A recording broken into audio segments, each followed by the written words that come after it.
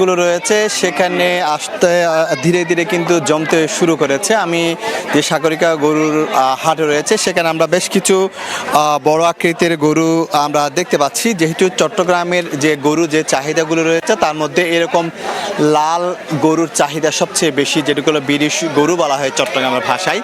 তো এই সাগরিকায় বিভিন্ন জায়গা থেকে রাজশাহী, মেহেরপুর, বগুড়া, রংপুর সহ বিভিন্ন জায়গা থেকে অনেক গরু ইতিমধ্যে চলে এসেছে।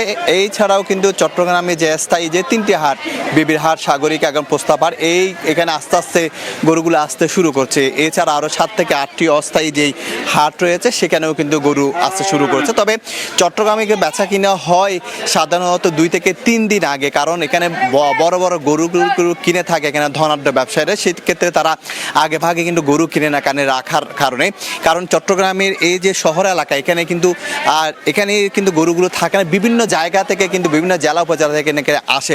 তো আমরা পানি সম্পদ অধিদপ্তরের সাথে কথা বলেছিলাম, তারা বলছেন যে আসলে এবছর চট্টগ্রামের গরুর যা পশুর চাহিদা তারা বলছেন যে প্রায় 8 লাখের মতো, তবে 35 থেকে 40 হাজার পশুর সংকট থাকবে বলে তারা জানিয়েছেন। তবে সেটি বড় ধরনের কোনো সংকট নাই।